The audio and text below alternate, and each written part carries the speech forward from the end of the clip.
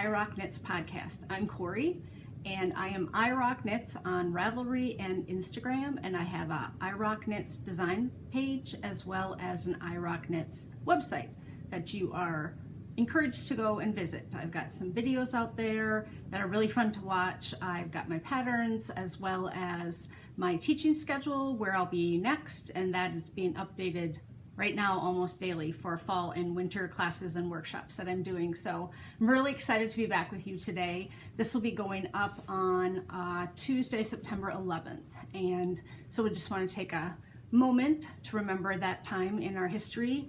I moved to Richmond, Virginia, Glen Allen, 2 weeks after September 11th in 2001. So I was moving from Minnesota, and not a lot of people were flying at the time. It was a scary place to be. It was a scary time for our country, and I remember being really trepidatious about where we were heading because we were going closer to Washington, D.C. and New York City, and it felt stressful and terrifying, and it turned out to be one of the most wonderful things that ever happened in my life. So I know that there's a reason for why things happen to us and why we get put in places and in certain times, but my first finished object is my new hat.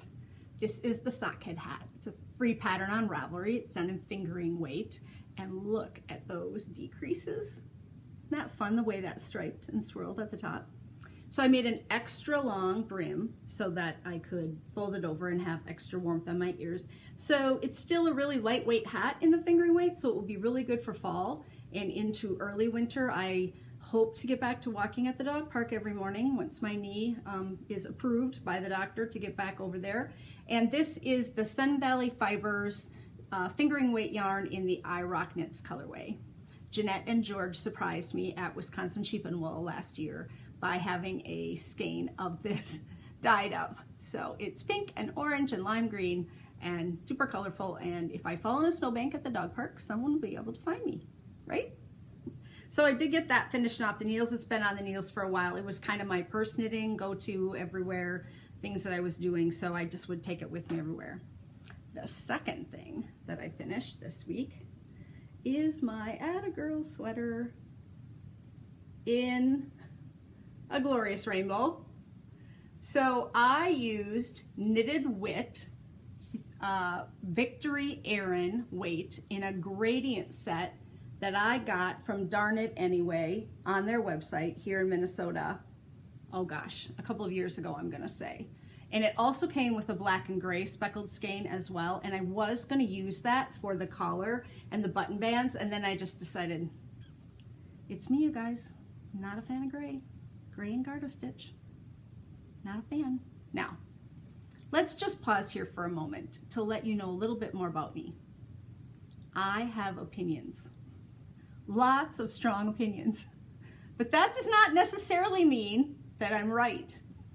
So if I state something with determination, that does not necessarily mean that you need to agree with it. So you can love your gray. I have many friends who do, and I like gray with pop of color. And you can love your garter stitch, but two things just aren't for me. Double G's. So anyway, I got this knit up quite quickly. It took me just about a week to get it done, and I just changed colors every 12 rounds. Do you remember last week when I talked about how you do not have to marl your sweater? You could do it in just about anything. Well, this is definitely going to be a Cori sweater. I have buttons on order from Etsy. Because there's one buttonhole in each of the sections of color, I ordered one yellow wooden button, one orange, one red, one purple, one blue, and one green. So they will kind of blend in and not cause another distraction because this sweater's already got a lot going on. So that's kind of fun. That's going to segue really easily right into what happened next, because my mom wants an AttaGirl sweater. And so, oh, this is looking purple on the camera. This is blue on blue. So I would say dark blue, not navy, just a nice royal with a bright blue. So she's gonna get a marled sweater. Blue is her favorite color. Did anybody else grow up in a household where their entire living room was done in one color? Blue, my house. Blue velvet chairs, blue and cream sofa, blue curtains, blue carpets, blue accent flowers. Yeah, I'm not a huge fan of blue to the day because everything was blue. My mom loves blue. So I'm gonna hold these two together, Leading Men Fiber Arts in the Ice Baby colorway and in the blue ink colorway. And I don't know if I'm gonna make hers cropped or long. I think I'll have her try on my new one and then the long version that I have and see which one she would prefer. She's got a birthday in November and it'll only take me, you know, a week or so to knit it up. So I'm planning on getting that on the needles, but not in the next couple of days. I've got some design work that I have to finish up. Okay, the other thing I bought, fun fur. I bought fun fur. My knitting group last Wednesday went to Northfield, Minnesota, which is about an hour south of the Twin Cities. There's a St. Olaf College is there and Carleton College. So I had been there to visit when my daughter was looking at colleges and found that there's a beautiful little yarn shop down there, and now I've since taught for her a couple of times. But they had put something out on their website saying, hey, meet us at Pizza at the Red Barn.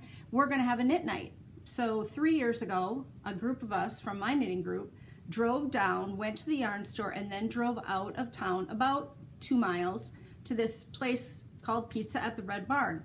And it's one of those farm to table places where they grow tomatoes and basil and the things that you would use to make pizza, and then they serve it in the yard of the front. And this is an ideal, pristine setting. These people bought this property specifically to put in this pizza oven. So they built a little red barn shed with 2 brick ovens for pizzas.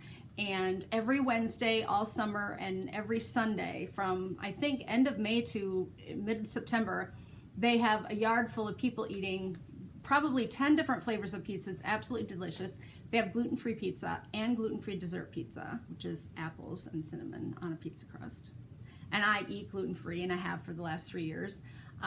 So it was just a beautiful evening. We looked out over the vineyard. They have like 2 horses and a couple of chickens and a few mules. They had some animals, you know, kind of like a little petting zoo, but real farm animals for the kids to run around and play with. They have converted their barn into an event center. So if you're in the Minnesota area at all, people drive from all over to go and eat there. And you get in line about 4 to 4:30 in the afternoon. You put your pizza order in, and then they bake pizzas all night long. And the farm gets busier and busier as people come and go, but you have to bring your own tables and chairs and wine or beer or soda or whatever you're going to have to drink. And you might want to bring like a little table to sit your pizza box on, although people just stand around holding their pizza box and eating right out of it.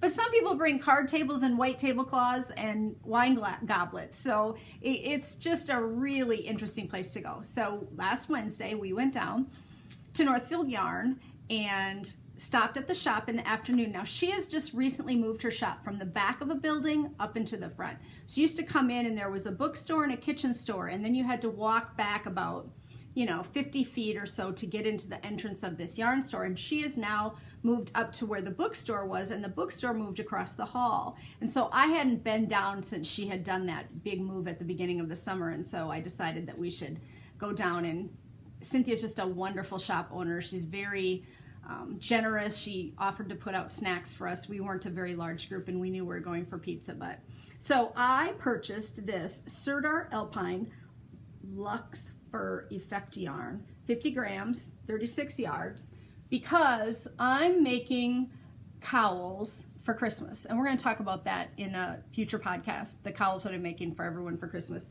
A lot of times I decide the item I'm going to make in the fall. And the cowls that I'm making are kind of grown-up cowls. And so I have a niece who I think will want a cowl because she's going to be 11, because she'll want to have a present like all the other ladies that I'm going to knit for, which are my 2 sister-in-laws, my great niece, my mom, myself. So I decided to pick up some of this because I think it will just be, fun for her to have a cowl made out of this. It won't take me long at all. I think it calls for a size 15 knitting needle. So that's what I bought when we were at Northfield. The thing about going to a lot of yarn stores and having a lot of yarn stores in Minnesota is the problem I have is I get there and I'm really drawn to a yarn. So I'll walk over and I'll take it off the shelf and I'll look at it, and then I'll think to myself, I already own this. And then I'll go to another shelf and I'll say, oh, this is beautiful. And I'll take it off and I'll look at it and I'll say, I already own this too. And that's what I told Cynthia while we were there. I'd been to her shop so many times and I have such a huge stash that I own a lot of what she already has in her store. Yeah, confessions. It's confession day today. Oh, it's also orange day today. I got my little matching earrings and got my orange sweater on for you today. And it's one of my favorites, so we'll get into talking about that as well. I want to do a little teachable moment here each week. And last week we talked a lot about the AttaGirl sweater, but today I'm going to talk about Raglans and Raglan sleeves and Raglan shaping.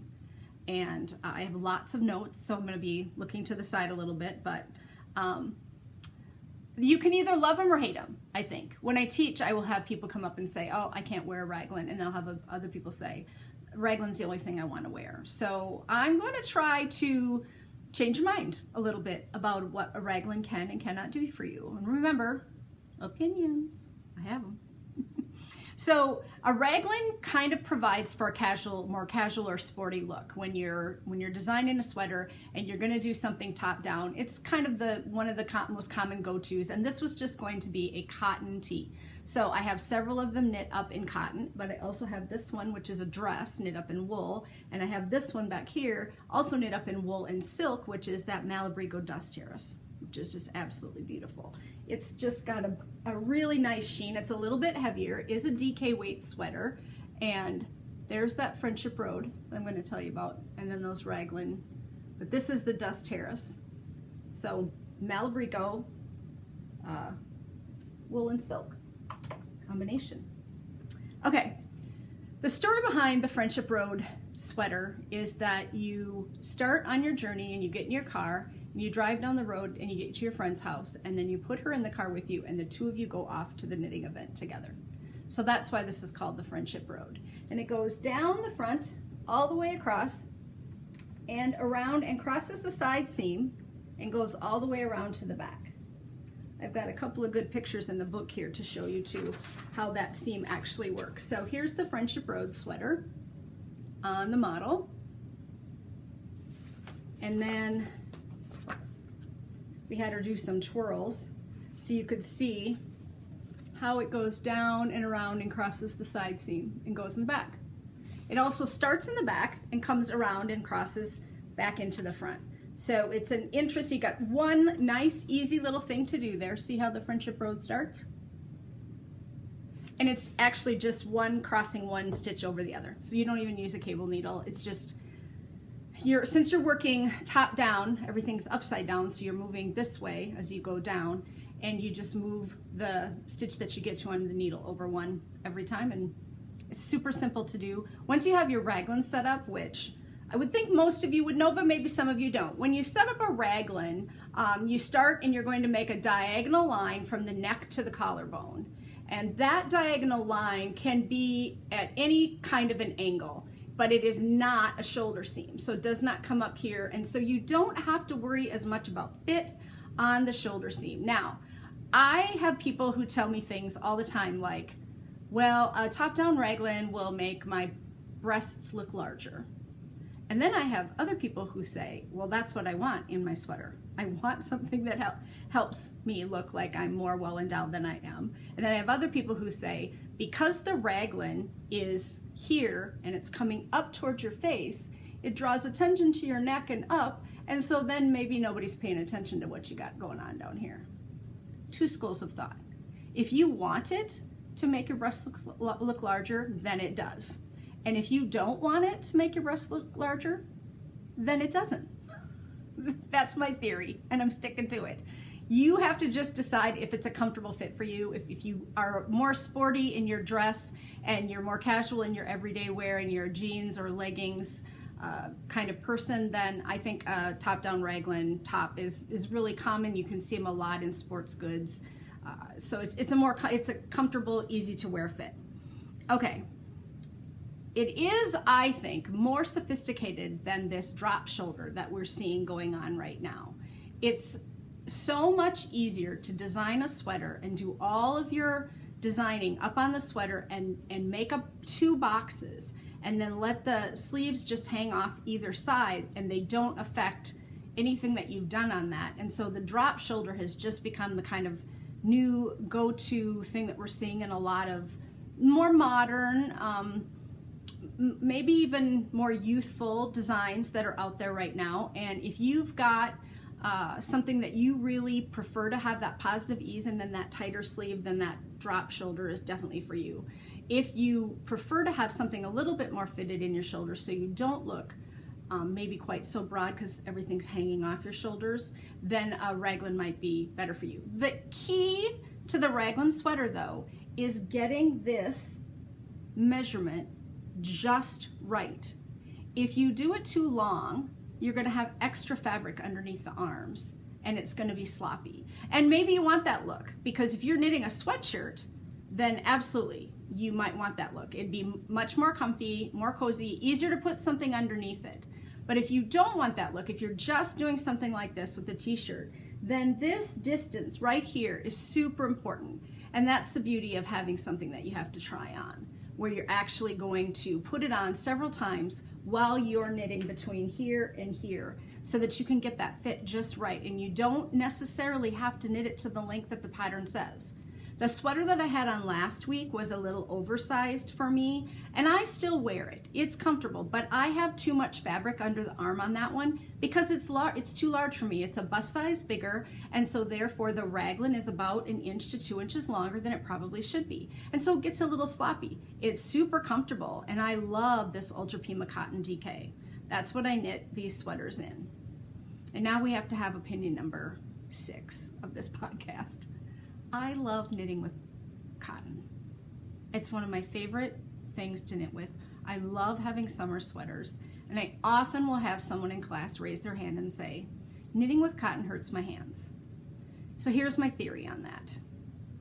If you're knitting with cotton, like you knit with wool, and if you're a seamstress, you're really going to get this, because you don't knit with quilting cotton the same way that you knit. You wouldn't sew with a quilting cotton the same way you sew a jersey or a silk on your sewing machine, right? You change your tension, you change your feed, you change your needle sometimes, and that's how I feel about the different fibers that we knit with. And you're doing yourself a little bit of a disservice if you're not taking the time to think about that. If you stick your needle in, wrap it around, pull it through just like you do with your wool, then you're expecting that yarn to have some give, and then your hands are going to fatigue. But if you think to yourself, gently, gently, and you stick your needle in and you wrap it around a little more loosely and you pull it through a little more softly, you're not going to get that hand fatigue. Now, I'm not talking about peaches and cream here. This is not your grandma's cotton. These are nice Ultra Pima cottons that just get softer and softer as you wear them. I wore this orange Friendship Road sweater all fall. From the time I started doing book talks, from when the book came out in August until November, December, I did 42 events. And I had to wash this tee after almost every one of them. I had a little skirt that went under it, and I also had some a cute dress that went under it. And so although it was a little protected, I would get sweaty. It was summer, it was when I started, and some of the yarn shops were really hot, so I had to wash it. And the more I washed this, the softer it got and the more drapey it got, and it just feels wonderful. So I want to twist your arm a little bit to think a little bit more about what kind of cotton you've knit with in the past, whether or not it was an enjoyable or not enjoyable experience, and maybe why it was enjoyable or not enjoyable. Just think about it. And you know, if you want to cast this on in a wool, more power to you. This second option back here is, I'm going to turn this one, is really cute. It is long, and so it's a dress. One of my sample knitters, I sent a heavy DK, light worsted. Okay, let's talk. Another opinion here today. It's the opinions episode. We have gone from having 6 general weights of yarn in the knitting industry to suddenly having many, many more. I teach beginner knitters, and I used to be able to say, you'll need a fingering weight skein of yarn, 400 yards. And now a fingering weight skein of yarn can be anywhere from 380 to 463. Does everyone understand that concept of 100 grams of yarn is what it weighs? And if it has 400 yards in it, that's a big difference to another person's 100 gram skein that has 463 yards in it. Whose yarn is thinner? The 463, right? So you think you're getting a lot more yarn or bang for your buck, but honestly, well, and you're getting more knitting, so maybe that's a good thing. But you really have to change needle size. If you're using a fingering weight that's 380 or 390 yards, we're definitely talking the difference between heavy fingering and light fingering. And we've got the same thing with our worsted weights. Our worsted weights for 100 grams used to be 220 all the way, all the time. And now we have our worsted weight skeins that go anywhere from 180 or 90 yards to 230 or 240. Light worsted, heavy worsted. So you tell these beginner knitters, well, it's a worsted weight, which they're already confused about to begin with. And then you say, well, yours is a light worsted and yours is a heavy worsted, and that's why yours is denser. The cowl you're making or the hat you're making is more dense than the person next to you, even though you're both using a size 8 needle. I mean, it's just confusion central. It can be really hard. So I have to do kind of a whole lesson on the differences between the weight of the yarn and the actual yardage that you're getting. So if you hadn't thought about that before, check your skeins, lay them out, see what differences what you have or what you're buying. One of the yarn stores in Minnesota used to have all their yarn labeled by the yard.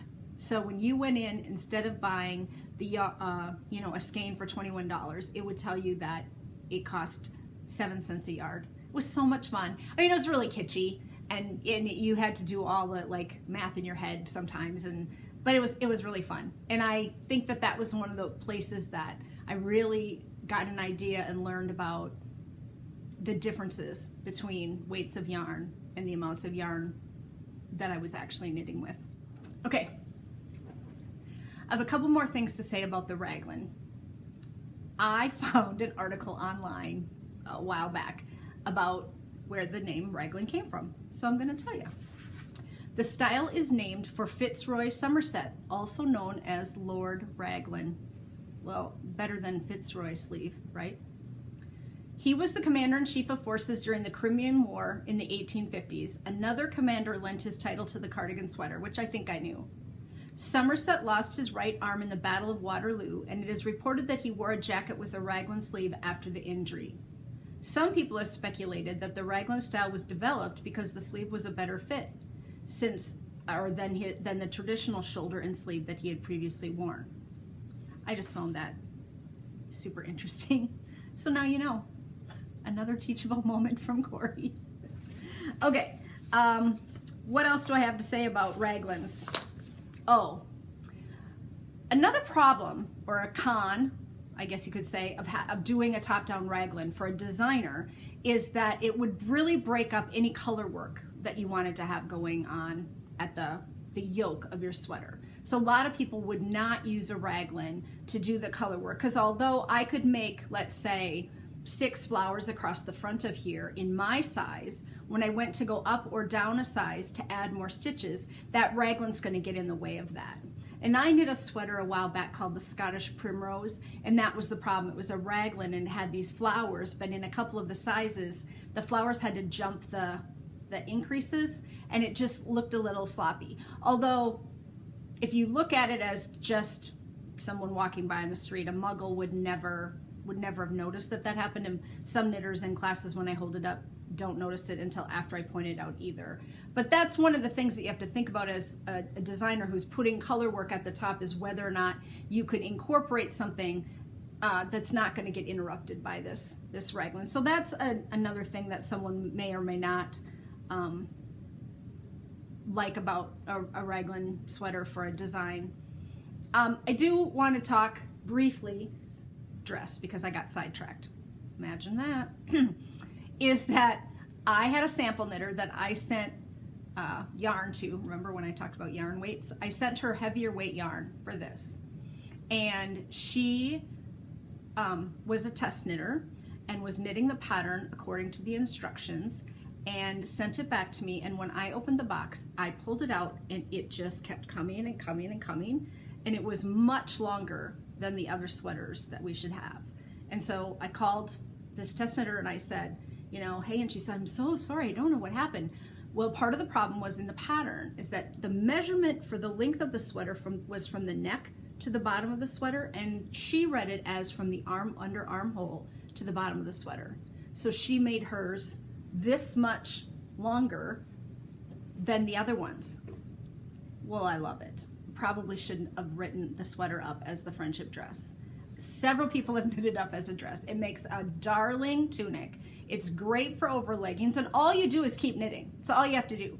So you don't have to worry about doing any adaptation to the pattern, and you could go up a needle size or go up a yarn weight to have it work up a little faster if you didn't want to do it in the DK.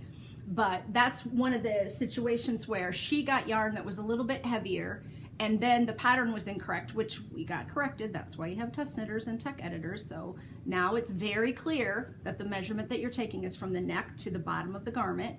But in that moment, it was, you know, a learning moment for me as a designer, is that I wasn't being clear in that she needed to stop knitting probably 8 or 9 inches shorter than that. So there are a couple of pictures out online of that dress on people. I've had a lot of people try it on. So if you look under the hashtag Friendship Road Sweater on Instagram or on the Ravelry page, you can see it on a couple of different, and I think I've got one of it on the mannequin as well. So today I have shown you the small version from the book of my model wore this with a number of inches of positive ease. The sweater does have positive ease built into it, and it does tell you that in the pattern. And I'm going to get into ease next week, next podcast. We're going to talk a lot more about ease and what ease is, but I didn't want to add that into Raglans today, and I've already kind of chit-chatted and given you lots of opinions today. So the last thing that I want to finish up with is the Friendship Road hat. So I designed a hat that has the Friendship Road where the two people start, someone gets in the car, and you've got the Friendship Road. And then look at this, all of these friends join them. And they all get in the car too. They're all going to Stitches. Oh no, they're all going to Rhinebeck. That's even better. And then the same thing happens on the back of the hat. I just took this out of a pile, so it's a little wrinkled.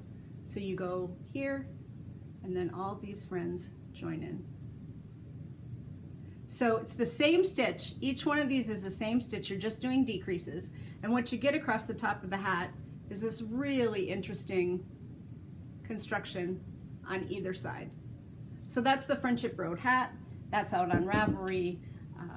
The patterns for the Minnesota 52 book are going to be coming out as individual patterns, either on Megan's page. She'll have 8 patterns that'll go to her Just Run It designs, and I'll have 8 patterns that will come to my Irocknits designs page on Ravelry in the next week or so. We are just finishing up the PDFs. So possibly by the time this podcast comes out, all this pattern would be available as an individual pattern. Otherwise, you can find it in the book Minnesota 52, which is on our website, knitcahoots. I'll show you. That's our company, knitcahoots, like you're in cahoots. And we have little knitcahoots pins that are also for sale out there. So for some of you out there that are looking or collecting pins. And then I have an Irocknits designs pins. And under there in tiny, tiny little print, it says colorful knits to brighten your day.